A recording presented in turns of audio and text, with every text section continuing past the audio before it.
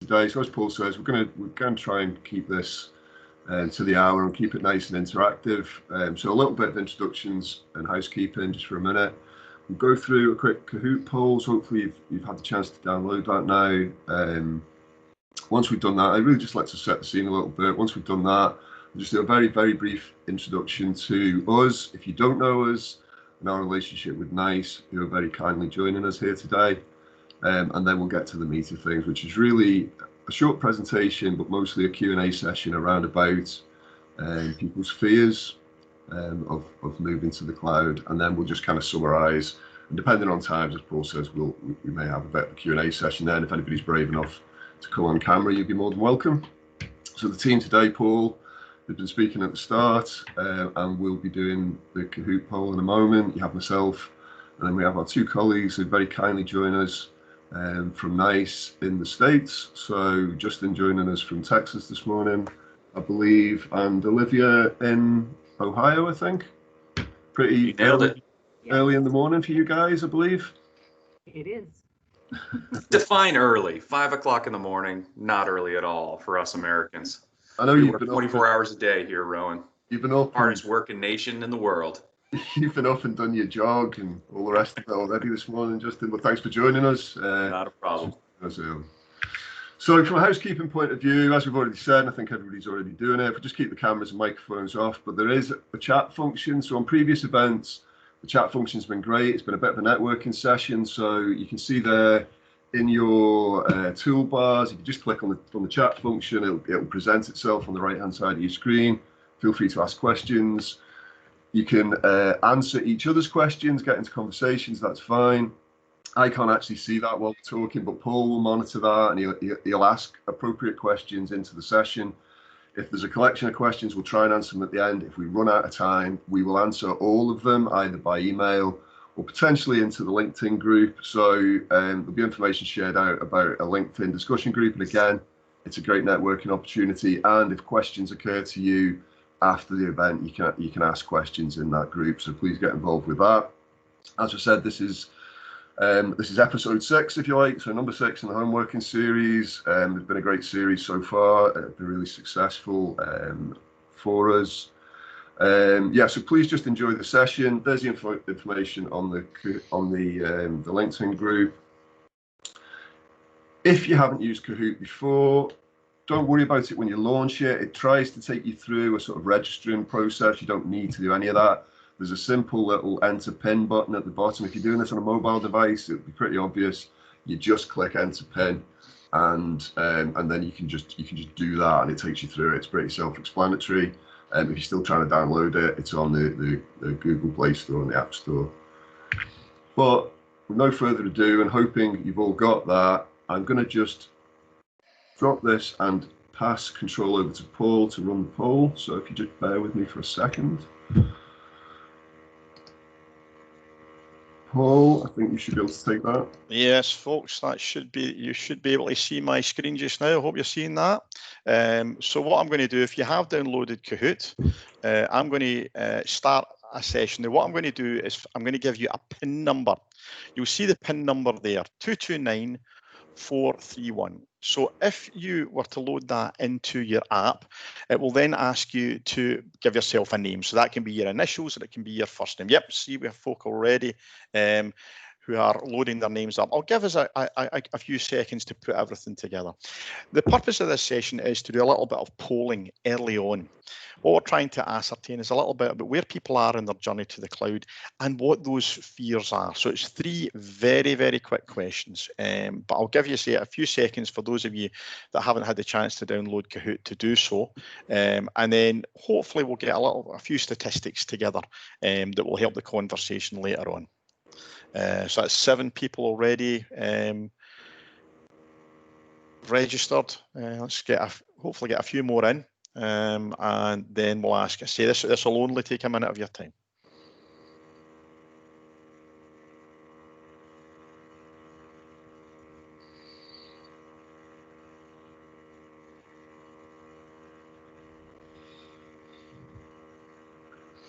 Okay, that's us up to 8 now. I'll see, give a few more seconds to see if there's anyone else that wants to participate.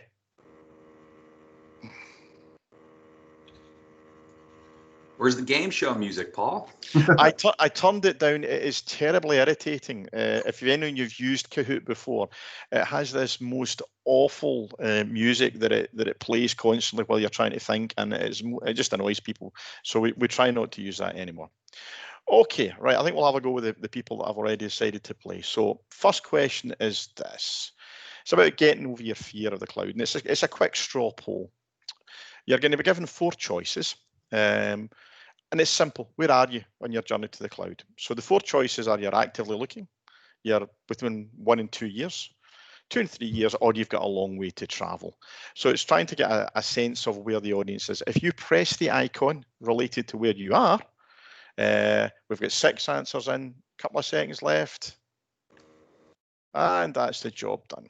So 3 people have said they're actively looking, and 4 people have said they're in their first 2 years of that. So that's not unexpected, but it gives us a sense of the audience that we have in front of us today. So our next question in the poll, and I'm asking the same question twice because you get 4 choices. What's your greatest fear of the cloud? You can fill in more than one of these. You could fill in all 4 if you like, or 1 or 2. It's just getting a sense of what your greatest fear is. Security, loss of infrastructure, cost, or loss of data. And that's interesting. Key area is security, and the second one is loss of data. That's interesting. That's both in the same particular area. So what I'm going to do, just to finish off our Kahoot quizzes, I'm going to ask the question again, but I'm going to give you another 4 different answers. And again, choose the ones that worry you the most. So the third of 3, I'm going to give you 4 options. Again, back to your fear of the cloud. What are you scared of? Is it a network going down that you can't fix? Your server's not there? Is it the recurring versus one-time expense? Is it the disruption to your organization of the movement, or the inability to customize, or perception of the inability to customize? So again, just pick more than one if you want.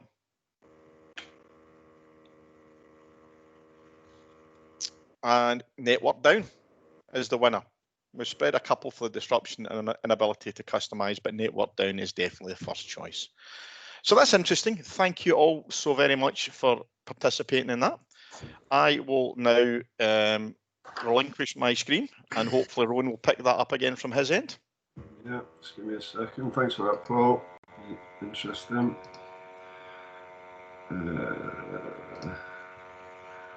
Okay, you see my screen again?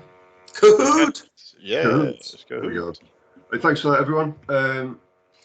Okay, so just very, very briefly, for anybody that doesn't know us, it's an interesting subject for us today, interesting subject for me, in that we're going through this transition, really. We've been in the market of providing and supporting solutions, particularly in the sort of WFO compliance automation space, for many, many years now. And we started off doing this, back in the day with proprietary call recording solutions, so not even on off-the-shelf servers, but really kind of proprietary kit installed on customer sites. And then that gradually moved into more kind of off-the-shelf server type standardized technology, and then more into a more kind of data center type environment. And then gradually we're moving more into not just hosting, but into kind of true cloud type deployments. And that's meant our business has evolved, and it seems to be that's really accelerating for us. So we're now, trying to really broaden the scope of the sort of things that we talk about, and some of it's represented in that image that you can see there.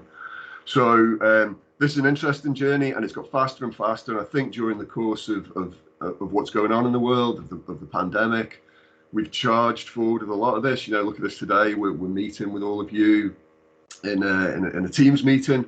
And this seems to be where we live now. So even our own personal journey as a business has gone down the route of moving to the cloud.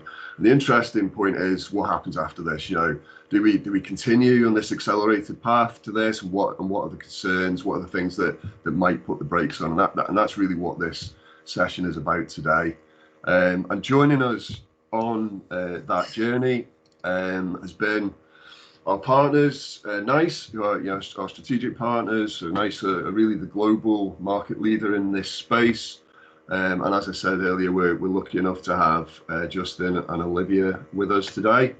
So I'm going to hand over in a second to the guys to take you through really how do we overcome these fears. But the key takeaways for this session are what we're going to try and answer for you, amongst anything else that you want to ask, is what are the benefits really for moving to a cloud-based system, and what are the benefits of a hybrid approach, and indeed maybe what is a hybrid approach if that's not clear.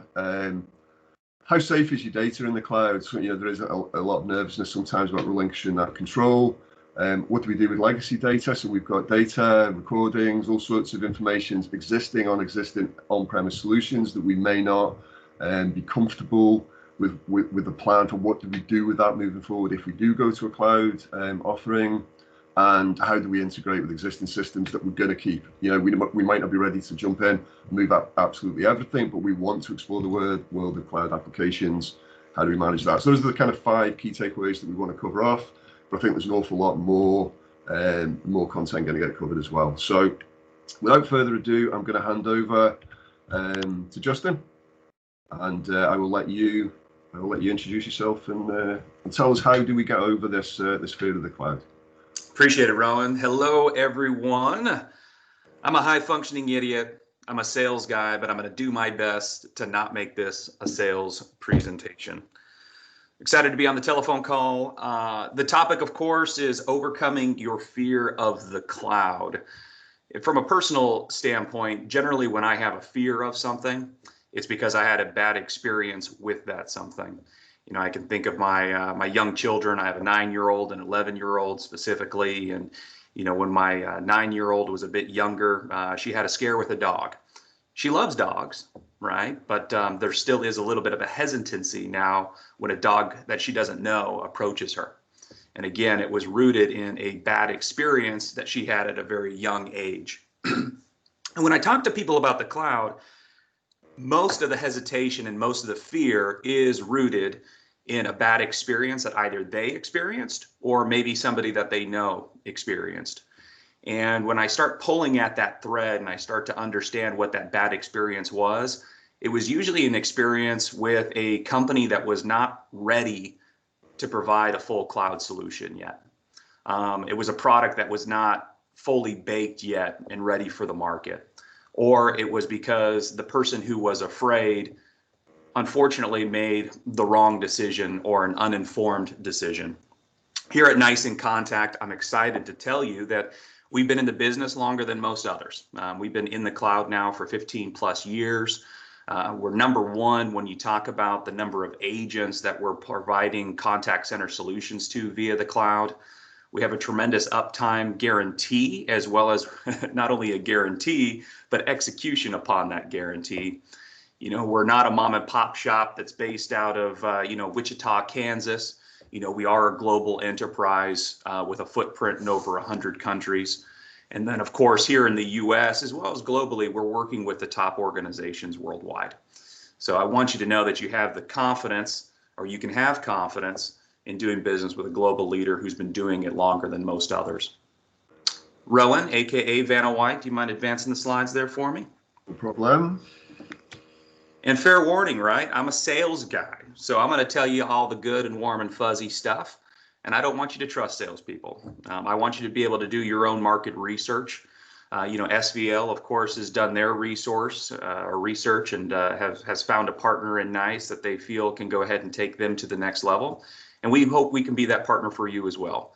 If you go out on the thing called Google, you can do some research. You're going to come across industry analysts such as Gartner and Forrester and DMG and Ovum, all the ones that you're very familiar with. And in each one of those reports that you're going to see that we're in that top right-hand corner, that leader corner in the market. Our competitors are looking to us to see what the next chapter is. So very proud to be working for this organization and excited to see what is coming in the years ahead. Now, what do we do as an organization? Just to go ahead and level set, well, we consolidate contact center capabilities into one unified platform. When you talk about contact center platforms, what I'm talking about specifically is the ability to intelligently route any type of channel a customer wants to speak to you from. Traditionally, that's been voice, but as everybody on this telephone call is probably aware, customers now have more choice and more voice than ever before. They want to talk to you via things like WhatsApp, maybe even Instagram, maybe Facebook, maybe the Twitter, right? Any channel that a customer wants to communicate to you via, we have the ability to intelligently route that to an appropriately skilled agent. And an agent, right, from a single queue can go ahead and handle those various different channels. In addition to that, once that interaction has been established with that agent, we want to give you the visibility and the accountability to ensure that agent is doing what they're supposed to be doing so that you can provide that high level of customer service to your consumers. And we do that via workforce management. And then last but not least, if I'm routing telephone calls to these appropriately skilled agents, if I'm looking at these telephone calls from a visibility and accountability standpoint, I also want to gain intelligence from those telephone calls as well, or from those interactions as well. And that's where interactions analytics comes into play. So the ability to analyze those interactions for sentiment, maybe for root cause. And ultimately, I'm doing that because I want to identify areas of opportunity that I can grow my business and improve my business. And what I'm saying is not different than what a lot of other companies out there are saying in terms of feature and functionality and capability. What makes us unique is that our technology is truly one experience. It's all wrapped in one web UI. It's all hosted in one cloud. It's not a disparate, siloed approach that some organizations have taken. As an end user, I'm logging into one interface. I have one pane of glass to go ahead and conduct my business from. It's a very seamless solution. And before I get into more marketing buzzwords and turn this into a sales call, I think, Rohan, you should probably advance the slide and we can talk about some of the success stories. Again, we've been doing this for quite some time. I could go ahead and show you, hundreds of various different case studies. I decided to just pull these three real quick. There's an organization called MoneyGram. Some of you might be familiar with that organization. And you can go ahead and see some of the transformation success that we provided for them. But to me, one of the biggest values of having a cloud-based application is the speed to uptime. And that was very, very evident during March and April of this calendar year when this crazy thing called COVID happened and people suddenly needed to change the way they conducted business. Now, Radisson Hotels is an organization that we spun up prior to COVID, but you can go ahead and look at that. We were able to spin up their contact centers across 3 different continents in 60 days. And not only just spin it up so that they can start taking telephone calls, but spin it up so that they can go ahead and start receiving interactions from multiple different channels. And in addition to that, also analytics and workforce engagement as well. Just a couple years prior, they did a similar implementation with a premise-based solution, and it took them close to 13 months to go ahead and complete it. So, speed to uptime in a cloud-based application is significantly greater than the traditional premise applications. And then I won't dig too deep into the mobile mini one. You guys can see the details there. But, ultimately, when you're inside the cloud and you have the agility to go ahead and make adjustments and changes very quickly because you're not dealing with infrastructure and hardware, you can really begin to focus on the metrics that matter most.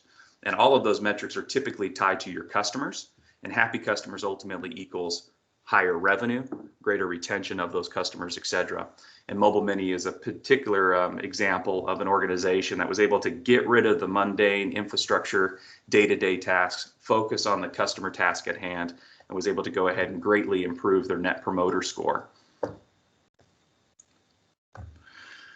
So I'm talking about a lot of things that you guys are already aware of.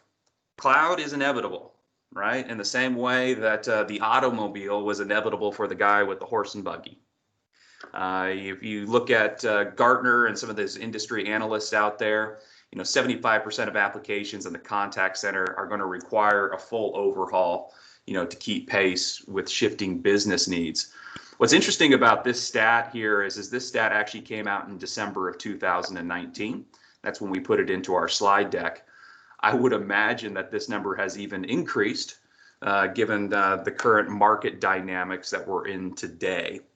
The reality is with a premise-based application or maybe a private cloud type application, which is just kind of another version, if you will, of a premise-based solution, you have those upgrade cycles. And upgrade cycles are time consuming. In addition to being time consuming, they're also, costly. and their business impacting. As a result of that, we delay those things. As a result of that, our end users typically don't have the features and functionality that they need to keep pace with other organizations' innovation, as well as the innovation that our customers expect from us. And then suddenly we get to a point where we're at the end of the road and none of our technology supports the other technology that we have within our organization to keep ourselves in business. And suddenly a massive overhaul is required. So a great way to go ahead and solve for that, of course, is the cloud. And so market forces, like I said, are really driving this. We got more choices and more voices than ever before. Again, everybody is moving to the cloud. Everyone on this telephone call is probably at a different part of that journey. Some of us on this telephone call are, as we saw, actively engaged in conversations about maybe moving their contact center to the cloud. Others might already be there. But if you start looking at the applications within your organization, most of us do have things in the cloud already. You know, it started with things like email, it then moved into our CRM applications, which is interesting to me because when we talk about security and we talk about data, most of the most sensitive data that you have in your organization is already in the cloud, all right? That email has gone to the cloud already. Think of all the things that we're talking about and exchanging via email, and most organizations I talk to have their email in the cloud already. Again, CRM applications. Think of all of that customer-centric data. It's already in the cloud, right? Now, when you start thinking about contact center and you start thinking about what's being exchanged between the cloud, yes, there's voice, yes, there's conversation, but the amount of actual sensitive data, right, proprietary data, is very minimal when you compare it to the information that you already have inside the cloud. Yeah, and then you've had that success of Salesforce, Justin. I mean, it's it's a great point with CRM is that, you know, Salesforce is a massive success story, isn't it? And all of that data in the cloud, and people have very little issue with it. Don't even think about it most of the time, right? And then we start thinking about our own personal lives. We give our data over to the cloud without a second thought every time we download an app. We start using that app. I think about, you know, my banking experience. You know, I don't know the last time I actually physically walked into a bank, right? All of my transactions that I do now are via the cloud, right? Via my bank, right? I got a little app on my phone. I go ahead and I pay my bills via my phone. I go ahead and, you know, after a night out with friends, go ahead and exchange money via Venmo or whatever it may be. Of course, Venmo has my credit card information, et cetera, right? So there is this stigma out there for some reason as it relates specifically to the contact center, but we'll address that here, you know, momentarily. But as we look at the contact center specifically and maybe the infrastructure that we're leveraging to ultimately provide things like analytics or, you know, ultimately extend connectivity between our agents and our customer, or workforce management as an example, you know, people typically fall into these three categories here. You know, we have a premise-based, a Avaya or Cisco, you know, that we have a heavy investment in and we've got control over. And that's, you know, one option, of course. You know, there's some benefits to that. You know, the most common benefits, or at least the perception of the benefits is, hey, if it's inside my data center, if I can see the blinky lights, it's highly secure. Yeah. It's reliable. It's efficient, and I have control over it. Personally, I would remove the top three bullet points of that and say, yes, you have control over it. But in terms of highly secure, reliable, efficient, considering that you have to upgrade it to apply patches, and you typically delay that upgrade cycle, right? Anytime you're delaying upgrade cycles, you're increasing security vulnerabilities, right? Anytime you're delaying an upgrade cycle, you're decreasing the reliability and efficiency of it as well. Okay, but yes, you do get to see the blinky lights inside your equipment room. So that does give you a really great sense of security. Now, in terms of the hybrid approach, again, you know, the perceptions that are out there, safe and secure, cost effective, flexible, scalable, easy transition. You know, the concept and the kind of the go-to-market strategy with the hybrid solution is I'm going to start making that shift. Okay, I'm going to have a local server on premise that either collects or processes data prior to it being sent to the cloud for long-term storage and for kind of application layer type capabilities. I love the hybrid approach. We do have a hybrid solution available within our portfolio of products. And that hybrid approach is for those organizations that do have a traditional contact center infrastructure, i.e. Avaya or Cisco, and they're looking to add on functionality to that portfolio. And that functionality could be things like analytics or workforce management.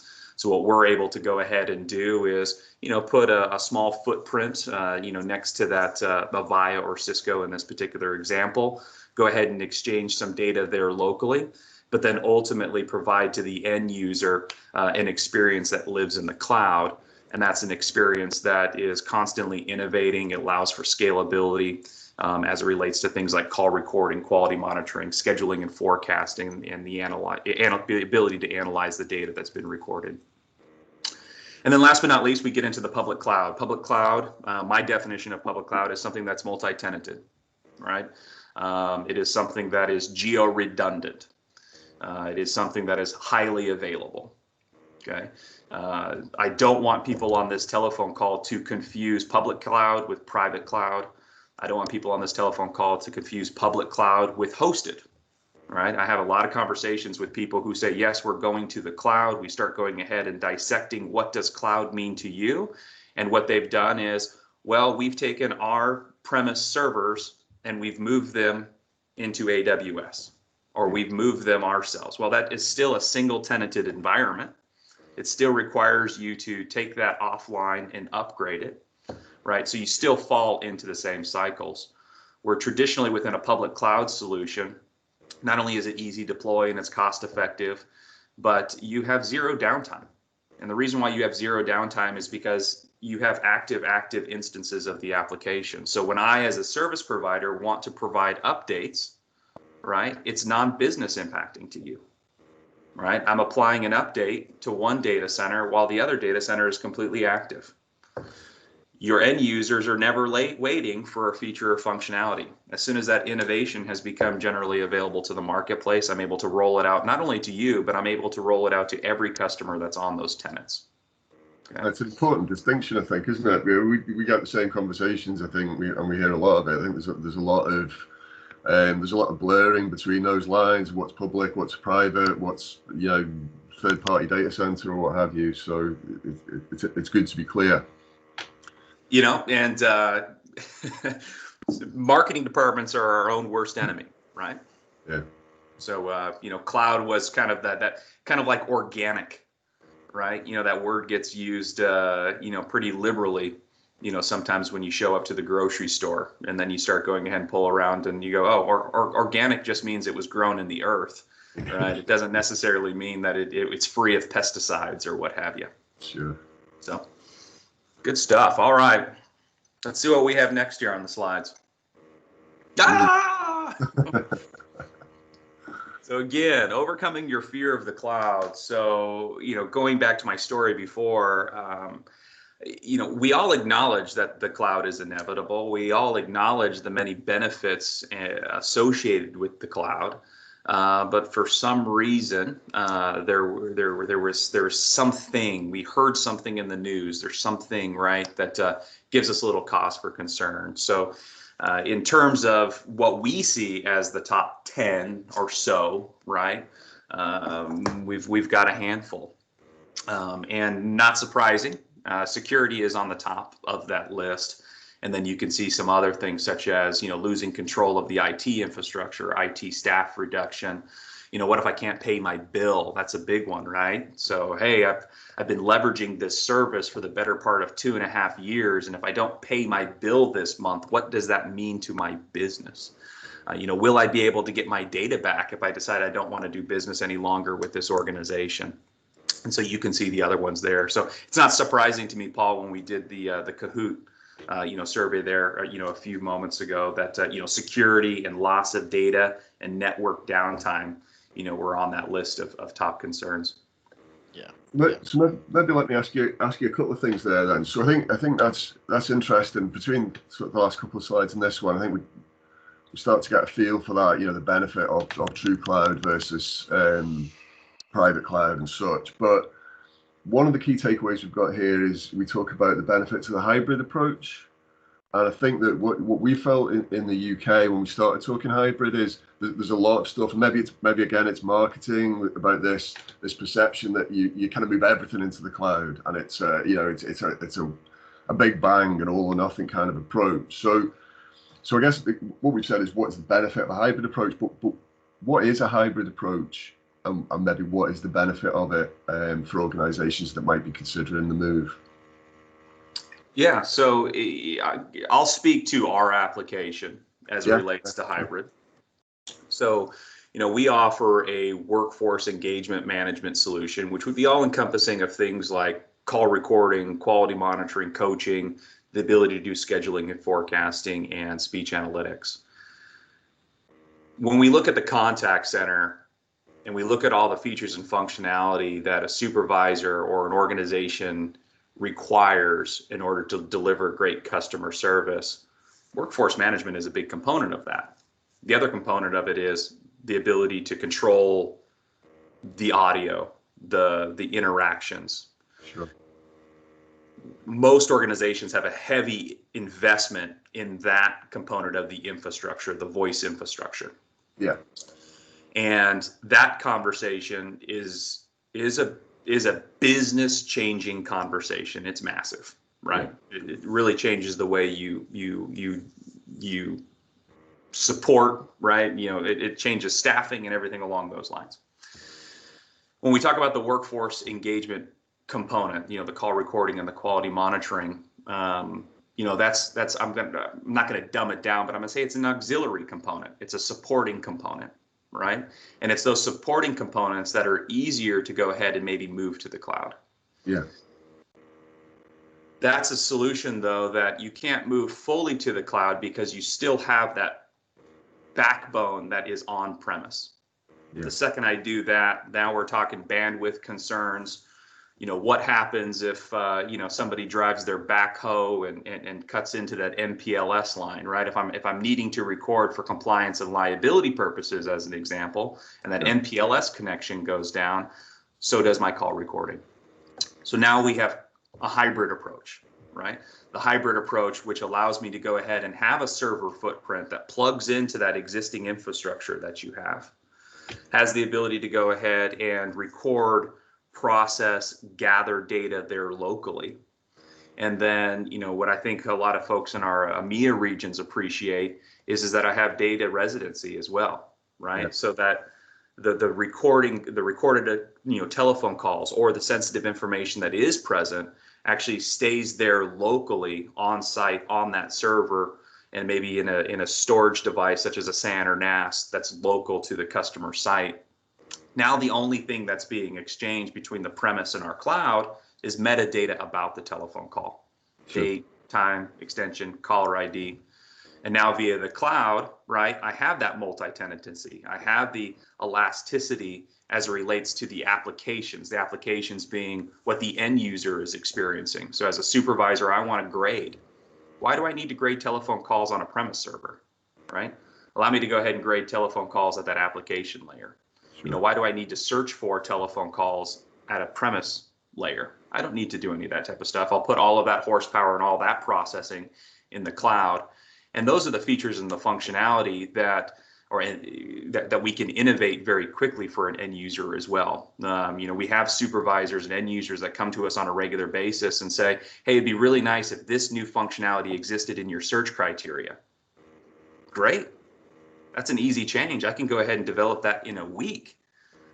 But if that functionality was to exist on an on-premise server, guess what? As a customer, you've now got to pay for an upgrade. You've now got to schedule downtime for me to go ahead and apply that patch, et cetera, versus if that functionality resides inside my cloud now, I can go ahead and I can develop that technology and roll it out at no additional charge to you or to anybody else and get it immediately.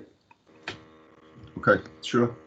And then, so I assume though, if I go down that route, so that might be the route for me because, I've got some assets I'm invested in. I've got some issues about data sovereignty, whatever it might be. So this sounds good now. I'm going to move some business applications into the cloud and take advantage of those.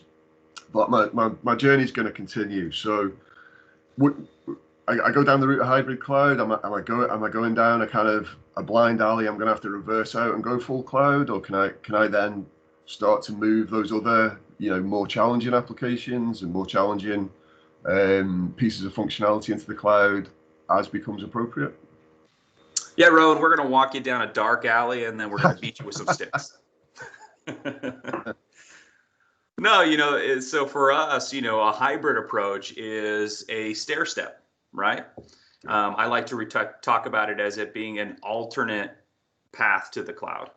We have customers that are ready to go full cloud today, and we have others that are not, right? Because of that investment in their existing infrastructure, and that's fine. So a hybrid approach allows us to go ahead and move part one, right? Take a phased approach. Let's move a component, of your technology to the cloud. And now when you're ready to go ahead and pull the rest of it through, we absolutely can go ahead and do that. Now, when we do that, the need for that premise component that I was talking about before, that local, recorder or processing application, that can go the way of the dodo bird, no longer required. Sure. So I'm just kind of scanning through the takeaways here. So I guess we've probably covered that. And so one of them was, how do we integrate the existing systems? So that's what we're saying, right? With this approach, we can move what we want to move. What you need to keep, you can keep. We can talk between systems, and then we can carry on down the road of moving them. So that I guess that's what we're saying, yeah. Yeah, absolutely. And one of the other things to keep in mind as well is, I think there's this perception out there about cloud applications that, even when I'm fully cloud, that these cloud applications don't have an ecosystem that allows it to speak to other applications, whether it be cloud or whether it be premise. Sure. And that's further from the truth.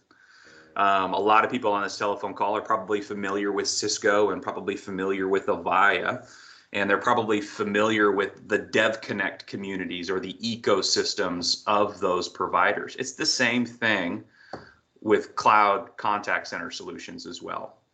Our organization, NICE in Contact, I've got close to 600 organizations that have written APIs and connectors into our software, right? So whether that be a CRM, whether that be other call recording applications, I mean, the list goes on and on and on, right? If for some reason you don't feel we have it inside of our portfolio, we certainly have an ecosystem of other partners that, we can go ahead and make available to you via our ecosystem, and you can leverage those APIs to go ahead and hook in. And then one of the things we hear a great deal about, and it's been referenced a couple of times already, but maybe just worth hammering the point a little bit, is, we make the step, we go all the way to the cloud, but how safe is it? My data's in the cloud. How secure is that? So how legitimate is the concern about security? I would like to go ahead and say that you should have no concern at all, right, when you go ahead and move to the cloud. But no doubt, cybersecurity should be on the top of everybody's list, right, of concerns. But that should be on the top of the list whether you are thinking about moving to the cloud or whether you're staying on premise. Hackers are relentless, and we've got more hackers than we've ever had before. What I would say is, whatever a customer's current security solution is on premise or in a hybrid environment, cloud is probably more secure than what you currently have. And the reason why I say that, right, without getting into all of the various different pen tests and stuff like that our organizations can go ahead and do. If I think of a local business, if I'm a healthcare organization, or if I'm an insurance provider, there in the UK, what's the primary core competency of my business? If I'm an insurance company, it's providing insurance. Yeah. If it's healthcare, it's providing healthcare. As a leader of those businesses, that's what's top of mind for me, is how do I provide healthcare? How do I provide insurance? It's not how do I prevent hacks, right? How do I prevent data leaks? Whereas when you're conducting business with a cloud provider like us, that is the top thing on our mind, is how do we prevent security breaches? How do we go ahead and prevent attacks? So when I look at premise-based organizations, most premise-based organizations today, they struggle just to go ahead and maintain their systems, let alone, protect their data. Yeah. So within our organizations, I mean, we have full teams, of course, dedicated, to preventing security hacks and ensuring that data is safe.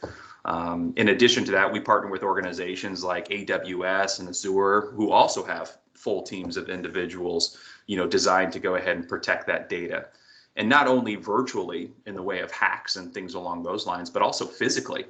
I don't know if anybody's had an opportunity to visit, an AWS site or an Azure site.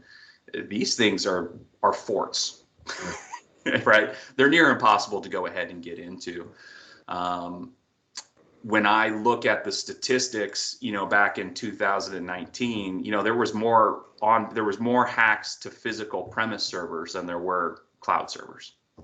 And so I think when you start looking at the data in that particular regard, you really, again, I think it's a misconception that, the cloud is not safe. And again, it just comes down to, okay, what are the core competencies of your business? The core competencies of our business is data storage and keeping your data safe. Core competencies of most other people's business is whatever their product is that they're selling to their consumer. Sure. Okay, I'm conscious I'm kind of taking up all your time here asking questions, so we should maybe move on. But I think on any of these points, if people have got particular concerns on these, we can pick up these conversations after the event, potentially, do some one-to-ones with people. So if anybody wants to drill into specifics on this, we can continue probably after the event. But I will click on, if that's okay.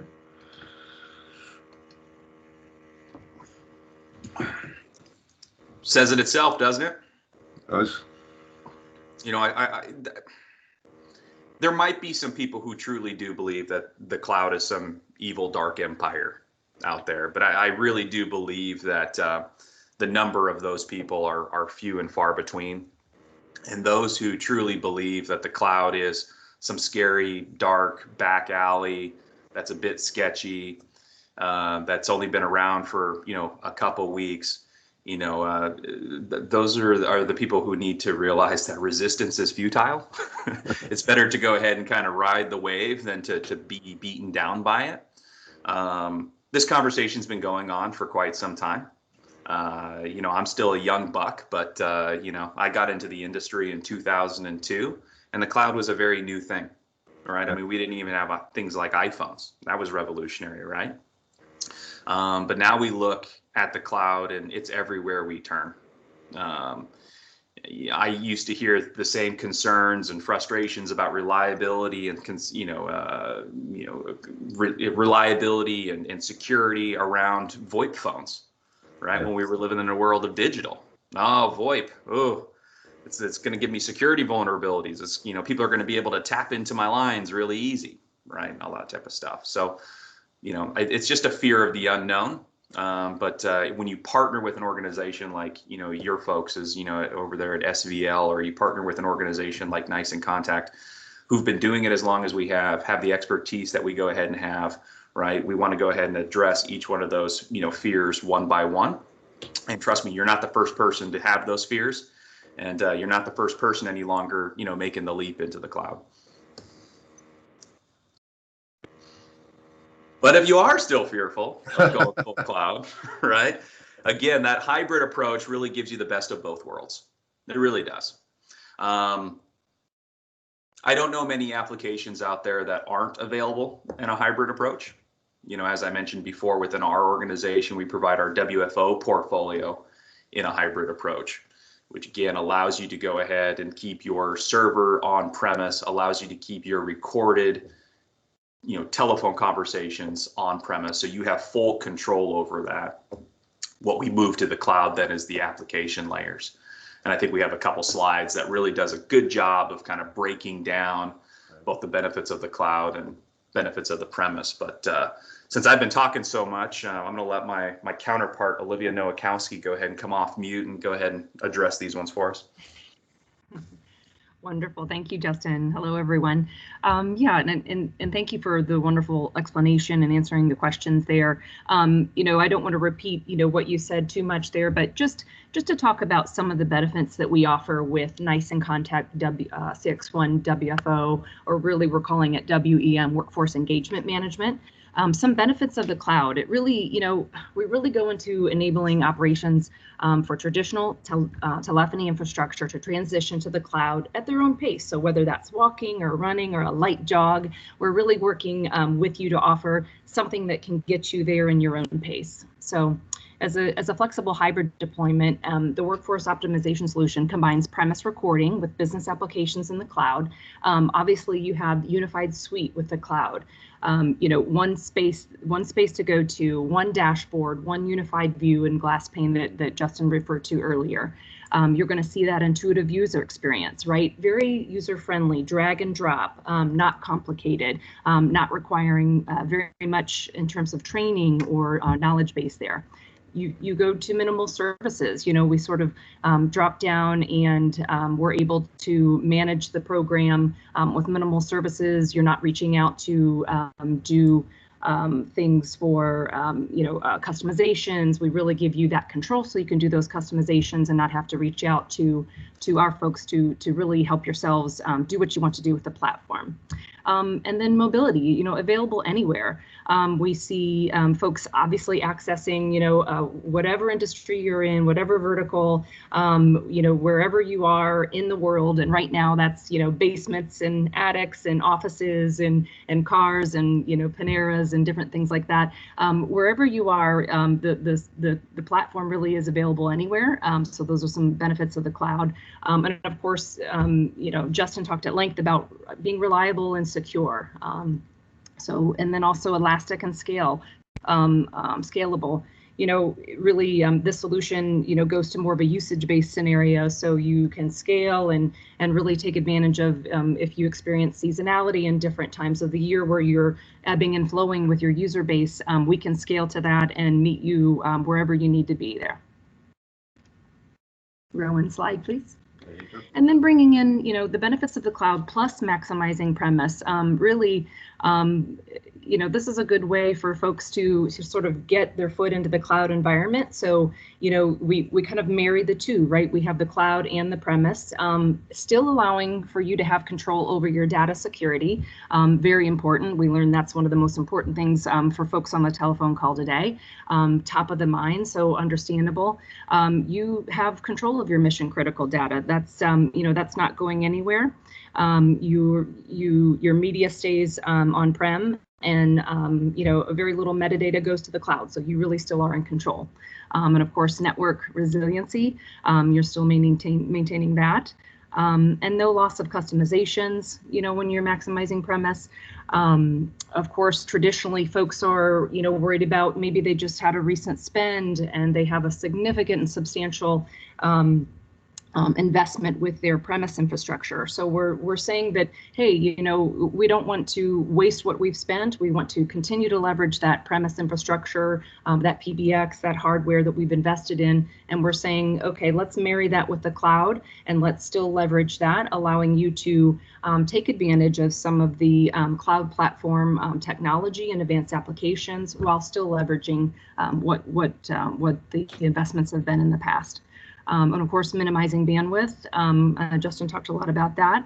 And then leveraging existing skills, you know, really instead of potentially hiring new folks, we're really going to leverage our existing skill set and really just transform those skills to making better efficiencies with using a cloud platform, you know, doing different types of tasks and efficiencies and recognizing those in the cloud with a cloud platform. So.